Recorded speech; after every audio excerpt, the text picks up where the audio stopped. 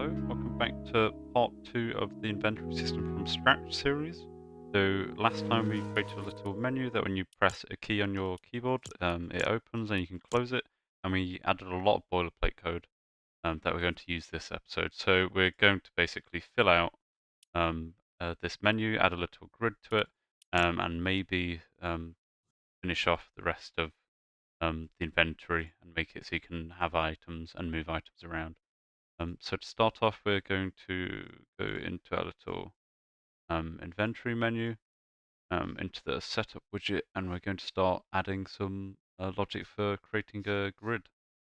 So first, let's go to, we're going to do it below the inventory column because we want the inventory to be before the close button. So we're just going to make a little grid. We're going to decide how many slots we want per row. So we're just going to add a little static variable here.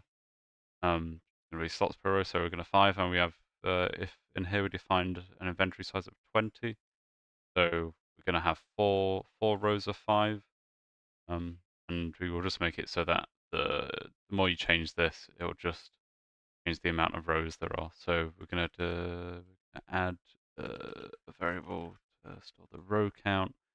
The row count is just going to be the owner there, and then we're going to get their inventory, going to get the size, and then we're going to divide it by how many slots we want per row, and then that should give us the amount of rows, and we're also going to seal that. So if it's 4.5 rows, it's going to make sure it's actually 5. Then we also need to add an or 0 because it's a division which can fail. So we need to add a value that it it uses if it fails. And then basically going to do some loops for rows and columns. So each loop between 0 and the row count -1. So if there's 4 rows, it should do 0, 1, 2, and 3 for this row number. And then we're also going to loop for the columns. So this, do column instead. And then we're going to just do slots per row. Should be good. And then up here, we're going to need, so each row is going to actually need a container to contain the slots within it. So for this, we could just copy this column widget, and we'll just call it row instead. Go here, copy it, call it row widget, change it from a column to a row by changing the orientation. I'll just put this on one line actually. And then we just need to add it with a stack box slot. So we're going to copy this bit down here, which is basically adding it to that column widget. Add to that column widget up there. We're going to add the row widget. I don't think I guess we want alignment. We want it to align to the left of that row. Sorry, we want the row to align to the left side of that column. Then padding, we probably want top padding. We want each row to have like a margin. Then we kind of want the 10 pixels in between each slot. So let's add a quick variable called slot margin. It's basically how the distance between each slots. Each row is going to need that. So up here we're going to do slot margin, but actually we don't want we're going to do column is 0 and use the slot margin or have no slot margin. So basically, oh sorry, it should be row. Basically we don't want the first row to have any slot margin or any margin because that would just look weird. So, but then every row after the first one, we're going to add a margin to it. So that should be the rows, and now we just need to add each individual slot. So we're going to find the slot index, which is not important right now, but it will be later on. So the slot index is just going to be basically we're going to get the amount, this is basically the previous amount of slots that have been slots per row. And then we're going to add column, which is going to be the index within this row. So if it's the first row, then this should be, and the first slot, then this should be 0. And then if it's the next row, then this should be like the index would be 5. It would actually be the 6th slot. Yeah, we'll sort that later. And then we're going to make a slot widget, but we can just add color block. So we're going to just do slot widget color block we're actually going to go up there. I'm just going to copy this. That'll just make it life a bit easier. It's going to be quite temporary because we're going to actually make a separate class for this, so it's a bit cleaner.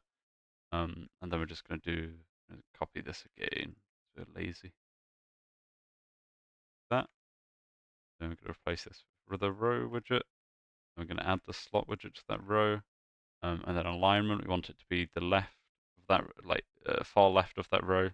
And then margin, we're going to copy this bit here, but we're basically going to do it on the left side. If it's not the first slot, which should be columns greater than 0, then add slot margin, otherwise 0, because you don't want the first slot to be like misaligned at all. Yes, this should add a little white slot, and we should have a little grid. So what I'm going to do is I'm going to save this, I'm going to compile, and then we'll load into game. Right, so now that we're in game, if we press E to open the menu, we should have a little grid of slots. So it's 5 wide and then 4 rows. So that's 20 slots total. So if we go back here to our little menu code, what we're going to do is we're actually going to quickly make a different class. So again, probably just going to copy this down here. We're going to call this just inventory slot. But let's just copy this setup widget code first. We're going to need to basically do the same stuff here. Yeah, so we're going to call this. We're going to call this inventory underscore slot underscore widget. Then up here, if we copy this inventory menu, we'll just copy this line actually because we're going to use that. I'm going to replace that inventory underscore menu. And this is going to be called parent inventory menu. So we're basically keeping a reference to this parent, to this widget, so we can call some functions on it. And then finally, we're going to add an int, and this is going to be the slot index. Then we're going to copy the name of this class. Go to where we made the color block. I think we're actually going to copy that because we might use it here. So I'm just going to put this here for now, and not care about it. Or we're going to keep. Sorry, we're going to keep that line. Keep that line here. Yeah. And then we're just going to make widget. Call this widget. One of these. And then we need to define these two variables in it. So if we do that, that should be just equal to self, and then slot index should be equal to the slot index variable from here. And then as with when we made this inventory menu, we're going to need to call setup widget, because that's this function here that basically defines everything. Then we're also going to need to do get widget, because we need to get the widget so we can add it to its parent. So if we slot widget dot get widget here, there we go. But yeah, so now this should all be set up, and then we can just carry on with the logic down here, which it shouldn't be too much. But then going to basically up here where we defined a canvas, we're going to do that same thing, but here we're going to use an overlay. Overlays are a little bit more performant, and we just don't need the functionality that canvases give. It's basically just going to overlay a couple of elements on top of each other. Paste the get widget return. And then we're going to actually, instead of defining this color block here, which is going to be the background, we're going to define it here because it's a widget that we're going to want to change the color of. So we're going to need to change the color in a separate function. So we're going to keep as a variable within the class. I'm just going to call it the background widget, like that. Spell it correctly. That should be good. I just need to specify the type like that. Then for the background widget, because we've already created it, all we need to do down here is just call overlay.add widget, overlay slot, and widget, which is going to be the background, and it should basically cover the overlay. Or I guess this is going to be the thing that decides the size. That's going to the whole background. I'm going to change the color to black. Then the opacity just to 75. Then this time we're going to need to define a size. So default is basically like the initial size. It's going to be a vector, and we're just going to make it 75 by 75. Just want it to be a perfect square, and that should be that. Slot background. Then now we've got a background, we're going to add a button. Call this hot button. And we already did some button stuff up here, so we can probably just copy this. I'll put this here. Call it button widget. I'm going to set we don't want any text, so I think we can actually just do that. Because it's just, this is going to be the overlay button, that's just overlaid at the top of the slot. So basically in here, it'll just be a button that you can just click, and then it'll allow us to like move that slot around.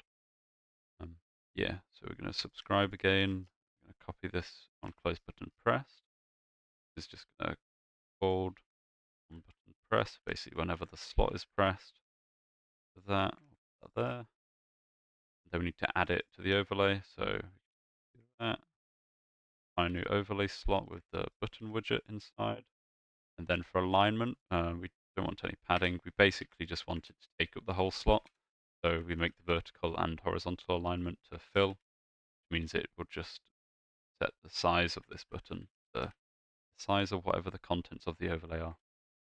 It should be nice. And then actually below the slot, we're going to put our icon, which is just going to be how we visualize um, the items in the slots. So we're going to again define this up here, like the background widget, because we're going to need to set this later on, not just within setup widget. So if I define this, we're gonna, I think it requires a default image, so we're going to give it a default image, which is just going to be item icons, which is this folder there. So this is the folder we made in the editor. So item icons and then our file name. So we're just gonna, this is just giving, we're just gonna use this for like a default icon. So the default icon is gonna be the item apples. So we're gonna do item icons.apple. Then we're gonna give it a default image size. So we're gonna make it a bit smaller than the background. We're gonna make it 64. And we're gonna have an error about the include. So if we just copy that, then we're just gonna have to put it at the top of the file with the colors. Okay, so that should be the texture defined. Okay, so I've mistyped that there. It should be texture underscore block. Right, okay, so we've got the icon widget. Don't need to do much here. We're just gonna add it. We'll copy this bit, copy the button code. We're gonna change the widget. Add the icon widget. Instead of filling, we're just gonna place it in the center. It's got its own size. We just kind of want it to be in the center of the slot. Okay, so that should be it for the inventory slot widget. If we just compile and then quickly click this button or the push code in game, and if we go here, if we load into game, it should have apples showing up. Okay, so now that we've pushed changes and we're in game, we should have a menu with a bunch of apples, and you see they've all got buttons over the top. But yeah, there's no logic. So what we're going to do for that, we're going to add another function, which is going to be called set slot data. This is how we're going to set what shows up in the slot, because the slot's always there, but the actual items in the slot are going to change depending on you moving it. So we're going to call set slot data. This is going to be public, so it can be done outside. And then we're going to have an optional slot data parameter, which is just going to take in some slot data, which is a struct that we haven't created yet. If we go into our tutorial inventory file, I'm going to add a little struct here. Call it, we'll just call it inventory or data, and this is basically just going to be data for what's in the slot currently. So it's just going to be the item ID, which we'll set is going to be a reference to one of these, which is the actual item. And then we're also going to have another variable called amount, which we're going to default to 1, which is basically for like if you want multiple items in a slot. Yeah, this isn't going to be used for now, but basically you can just have whatever variables that are going to be unique to slot. So if we just copy that, and then we go down here, not that, sorry, we go here, back into the UI file, and then this should be the optional slot data that can be passed. Yeah, what we also want to do is we want to hide this item icon by default, because otherwise we'll always show the apple, but we only want it to show the apple when it's got something in the slot. So if we just do set visibility, it should autofill, and then we can just do dot hidden to make it hidden by, make the icon hidden by default. then actually I think we're going to copy this line because down here we're going to need to use it.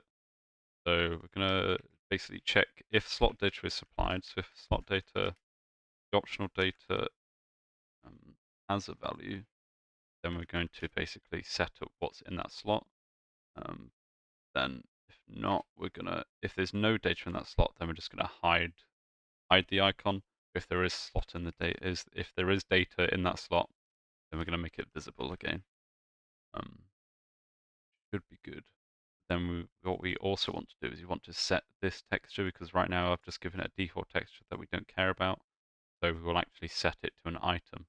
To do that, we're going to need to define our items. It's going to be some quick boilerplate, which I'm going to rush through. So we're just going to add a function called create items.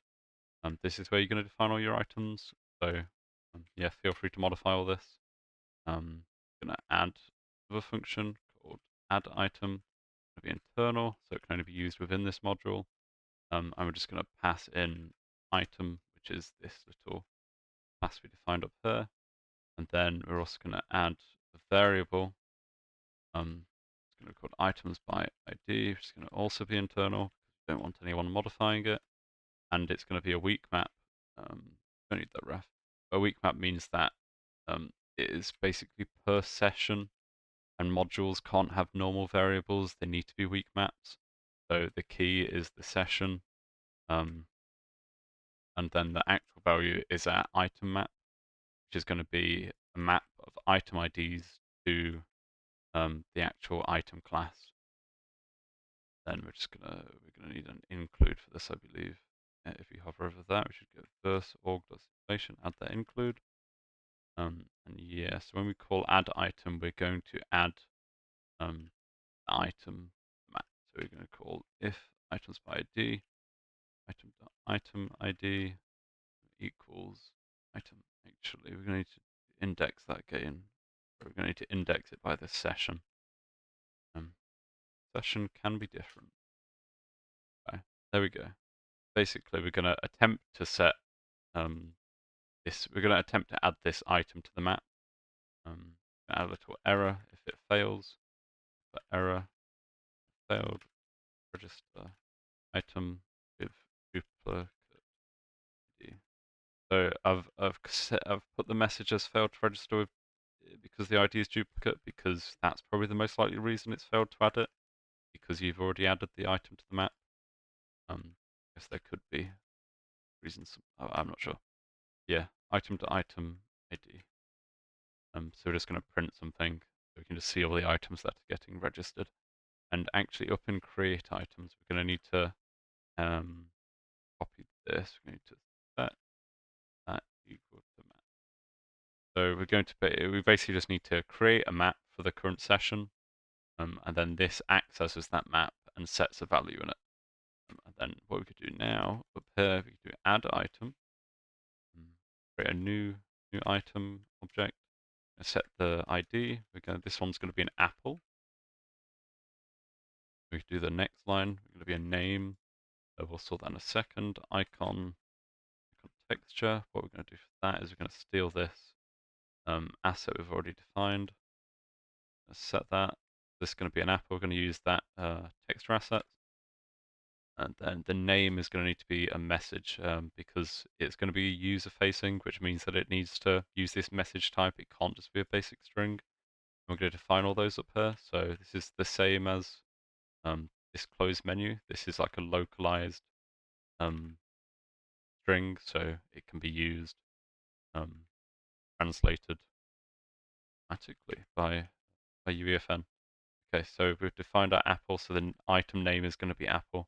And we're going to quickly add another item. This one's going to be battery. Then we're going to use, it's going to be this name of this other icon. And you can add as many as you want. We'll go over some of the actual use cases of these later on, such as the apple giving health and the battery giving shield, which should be cool. Okay, so we've added 2 items. Now we're going to add some quick functions, which are going to be used to actually fetch the data about the items. So we're going to make it so externally you can get an item by the ID. So we'll make it return this. what we're going to do is we're going to add the transacts and decides specifiers, because this can fail because the item ID might not exist within our map. So yeah, we're going to check it whenever we use it. So we're going to return, we're going to look up our session within this variable, and then within that map, we're going to look up the item ID that has been passed. Okay, so that should allow you to get one individual item, but then we're also going to add a quick one for getting all items. So this is just going to be an array, and it doesn't need to be decides. So I'm going to basically get this, which is going to be the map of items, and we're going to convert it to an array of items. So we're going to do a for loop. We're going to loop through this. We're going to go do item, which is going to make it so this basically just returns an array of tutorial items rather than a map, because I just don't think it needs to return. For our use case, we don't need to get a map. We just need an array to loop through later on. Okay, so this should create all our items and store them. But we need to call this function manually by going to our player manager over here. Then we'll just do it at the start. We're going to do our tutorial item system. We're going to do dot create item like that. And basically, when this player manager is created, it's just going to register all these items. And you probably make sure you don't call this more than once. I'm not going to add a protection, but you might want to add some like debug thing to check that it's not being called more than once. Okay, so now that we have all these items, actually go back into our menu code, get get those get the item from the slot data. So we'll do that here. We'll do item, the item system, get item. Then this slot data has a variable called item ID, which we created earlier. But because this is decides, it can fail, so we're going to get told off. We're just going to add an error. Basically, if the item can't be found, it's going to throw an error, which is going to crash the burst runtime, which is bad, but this shouldn't ever happen. So I'd make sure that you aren't somehow, like whenever you're doing or error, you're not getting an item that you know that has a chance of not existing. In this case, it should always exist. Unless something has gone horribly wrong. Yeah, be careful using the or error. Yeah, so we've got the visibility. Now what we can do, we want to override this image with the texture from that item object. So we set image, and then we should just be able to do item icon texture. Okay. Basically, when we call set slot data, it should get the item, that slot data, and set the image on this slot. Right, so now that we've got the set slot data function, we can now basically choose what to display in these slots. But right now we have no way of kind of storing slot data. So we're going to do some setup in the tutorial inventory object, and we're going to make it so we can store this slot data. So we can add a variable called slots private, and it's going to be a map, which is basically going to be, this is going to be the slot index, which we talked about earlier in the inventory menu. And then each slot is going to map to some slot data. Then we're just going to add some quick function. Then we're going to add one for getting slot data, public, pass in a slot index. Then again, we're going to make it transact and decides, because a slot might not have data in it. So it should be able to fail. Then all it's going to do is return slots index. So it's basically going to try to get slot data from an index. Then we're going to add another function called update slot data, which would be, we're just taking a slot index, so you can update the slot data within the slot. It doesn't need the transact, doesn't need a return. It's all it's going to do is it's just going to attempt to set that. So we're going to do if set slots slot index equal to slot data. Then right now we're not going to put anything in here, but we're going to put an event in there when it basically updates the slot data.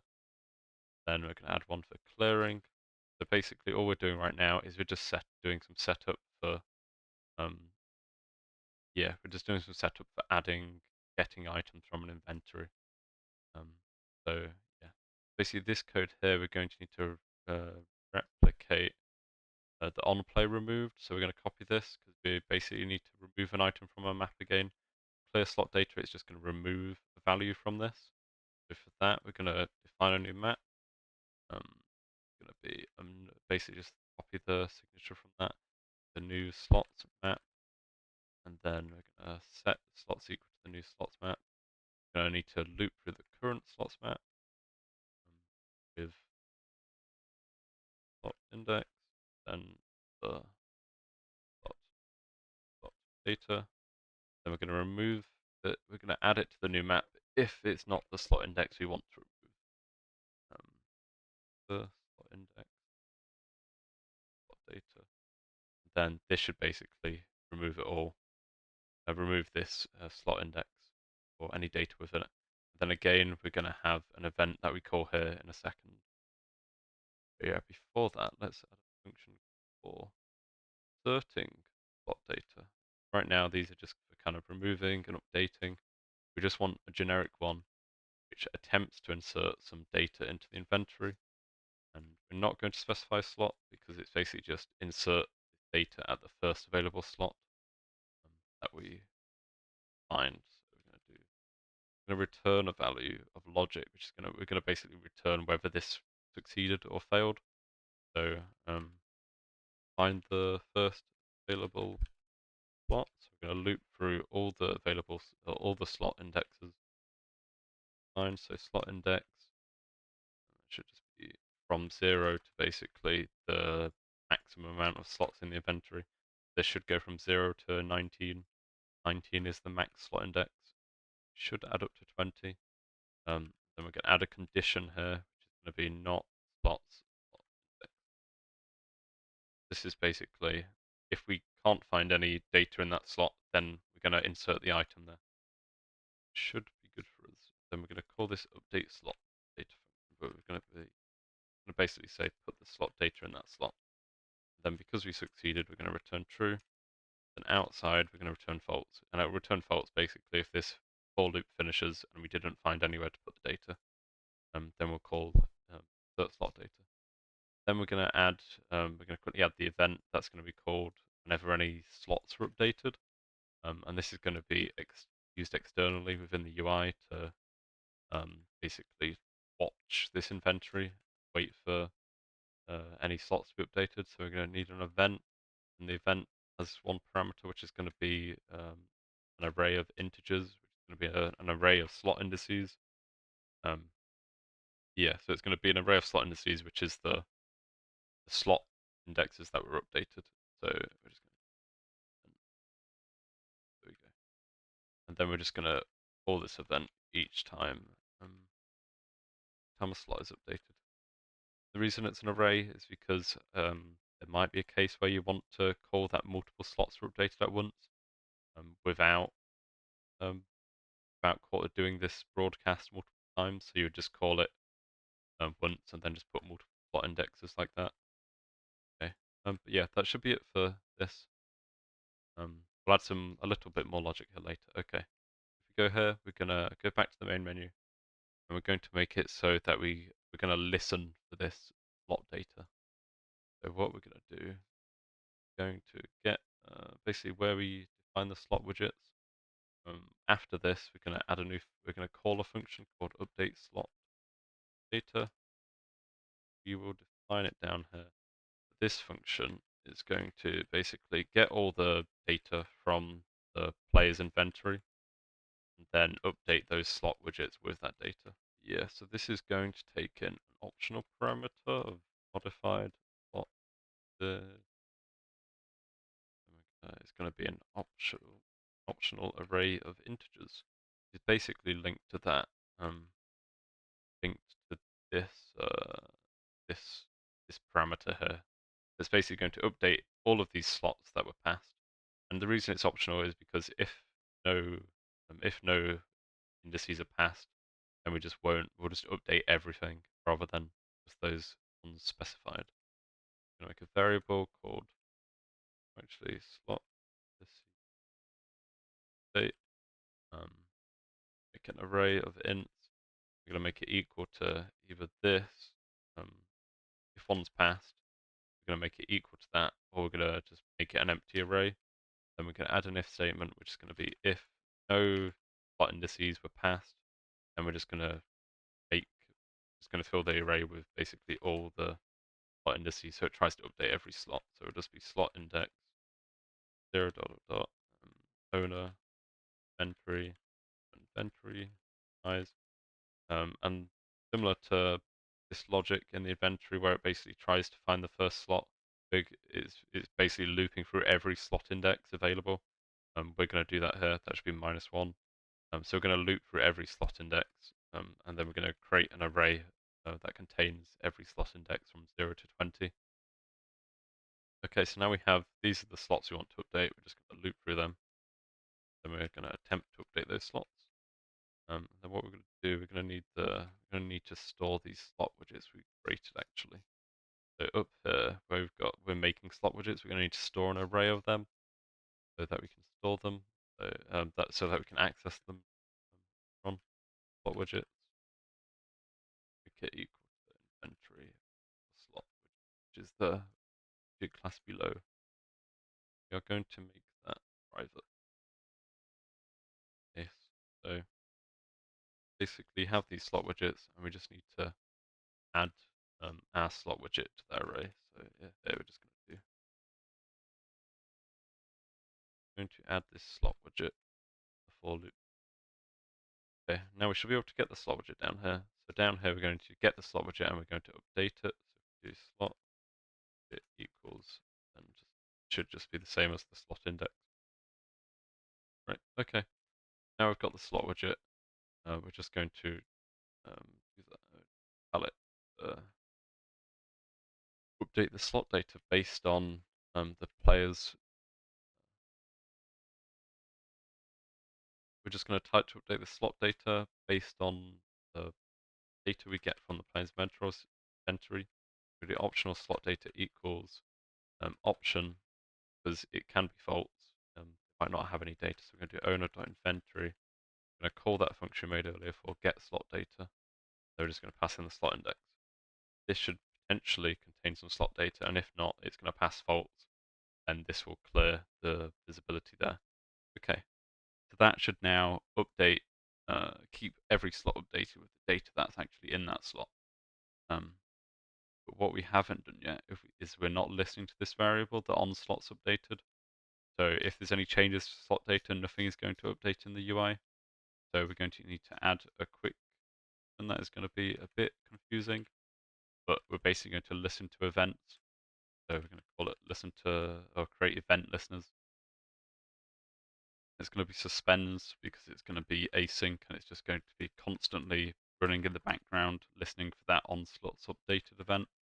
We're going to add a race condition because this suspends, it's going to exist even if the player leaves. So we're going to add a race that basically when the player leaves, it should remove this event. So what we're going to need to add to the player is an event that gets fired when they leave. So we're just going to call it on player remove public, so anything can listen to it, and it's just going to be a blank event. And then this event needs to be called manually by our player manager. In the player manager, we're just going to call that. We're going to need to first we need to get because in the player removed, we only have the player object. We need our player object. We need to do if player tutorial player equals our map of players. Get that player, then we're going to call on player. Basically, this event within the player object is going to get called whenever the player is removed. What we can now do is within this race condition, we can do owner dot on player remove dot await. Basically, this race will succeed. Because a race is just waiting for two concurrent expressions to run. This one will succeed, which means this suspends function will just instantly end whenever the player is removed. But yeah, so the other expression within the await is this is where we're going to listen for the slots updating. I'm going to do modified slot well owner.inventory.on slots updated. Oh wait, quite long, but yeah. So it's going to be basically waiting for this event to fire, and that event should return an array of modified slot indices. Then we're going to call this function up here. Then we're going to pass in the modified slot indices. So because it's an optional parameter, we've got to do this equals bit, and it is, we need to put option as well. Optional. Right, okay. Basically, we're going to listen for whenever that event gets fired, and we're going to update the slots. Yes, that should keep our inventory UI quite updated. Obviously, we have nothing that is going to add any data to our inventory. So what we're going to do is we're going to add a quick debug button that will insert a random item into our inventory. That should give us some quick, quick data to play around with.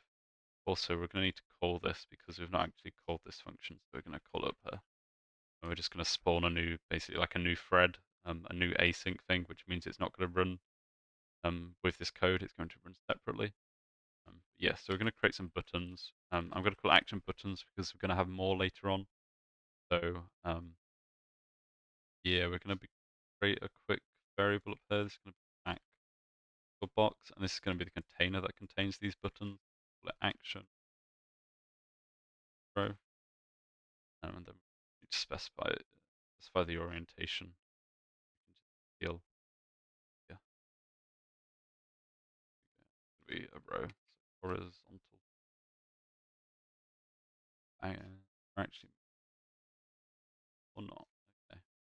Yeah, action button row. So we're gonna this is gonna hold buttons such as like a use button, like a drop button, and whatever else. And we're just gonna make it modular. So you just add as many buttons as yeah. So we're gonna add it.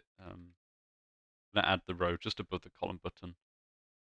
Yeah, action button row. We want it to fill the whole. We want it to fill the whole area. We're gonna add margin so it's not just like touching the slots, a bit separated, make it a bit cleaner. Then down here, we're going to this way, we're going to create the buttons, but we probably need a separate function for that. Let's call, or let's create function called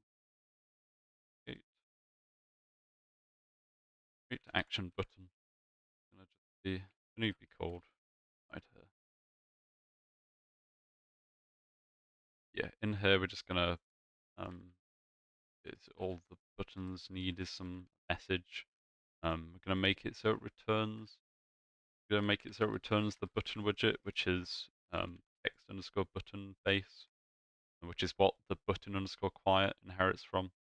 Yeah, so if we just go up here, we're just going to again close button, um, set the text equal to input. We'll get rid of that subscribe because we're going to use that elsewhere. We're going to add it to that action button row, which should be action row. We're going to add this button widget. Actually, we're going to quickly add a return because we'll get rid of the errors. But we're going to return the button so that you can subscribe to the on-click outside of this. But yes, add it to the thingy, make it fill. We'll add a margin, which we're going to do by we're going to store an array of action buttons actually. Um, Otherwise, we're not going to be able to keep track of them. Just call it basically just copy this. It should just be that. Just call it action. And down here, we're just going to add the button here.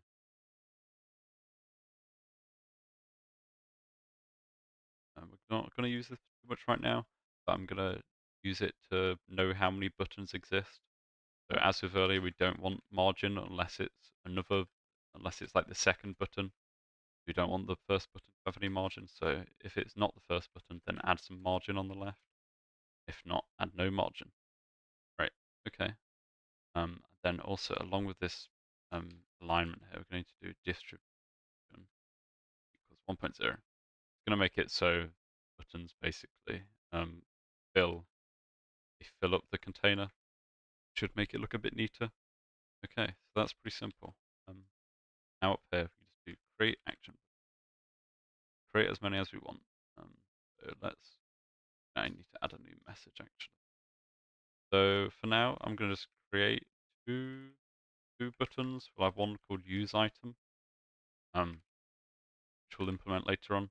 And then we're going to add one called insert random, which is going to be a debug thing. That's just going to insert a random item. I'll just make them a bit shorter so it doesn't take up too much space. Okay. So if we create an action button, we're going to need to store the return value so we can do some things. And for the use button, I'm going to set enabled false because we only want it to be enabled when the player selects a widget, which we've not done yet. Yeah, so kind of just ignore that for now. Then we're going to define another one for the item. Should be the random method. This one's not going to be disabled. Instead, we're just going to subscribe to the on click. Then whenever the button's clicked, we're going to, I guess we'll call on insert item press. Yes, whenever this insert button's clicked, we want to run some logic. I'm actually going to copy this code here below the action. On insert item pressed. Then this should allow us to basically press the button and it will just give us the random item. So to get a random item, we're going to need to get the array of all the items. We're going to do this, get this, go to the tutorial item system, get item. That should be it. That's an array of items. Then we just get a random one from that and just add it to the player's inventory. So try to get a random item. If random item equals items array, then we're going to get a random index, which is going to be get random int. Then we're going to do 0 to the max, the length of this array. It's going to basically just get a random item, that array. And then if we manage to get one, to do an include at the top. Yeah, so get a random item. Then we're going to try to insert that into the player's inventory. We're going to do owner.inventory.insert data inventory. There we go. Yeah, so we need to, the only thing we need to specify is the item ID, which will just be the random item that we got, and the ID. Then we're going to listen for if it succeeded. So it will, so the only way it fails to succeed is if no slots available, basically. I'm going to print a little message that just says, failed the random item inventory.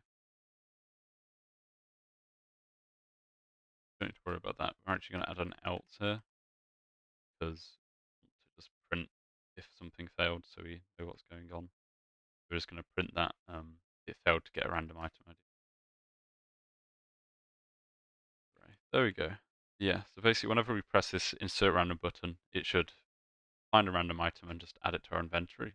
Then this should update our UI. So I'm going to build the verse. Then if we open up the UEFN editor, we're going to click push changes and we'll load into game. Right. So now that we've loaded into game, we should be able to press I, open up the inventory, and then if we click this insert button, it would add some random items. So insert an apple, battery, so we've only got 2 items, so if we just spam it, it should insert a couple of each. And then once we're full, we should start seeing a debug message in the top left that failed to insert one because our inventory is full. And they should stay there when we open and close it. But yeah, so it updated fully. But yeah, so there's not much you can do right now. But in the next part, we're going to make it so that you can move items around and so that you can select them and then click use, and they will add some functionality for being able to use them. Yeah, if you have any problems, go in the Discord, put a message in, and make sure to subscribe and comment and like. Thank you.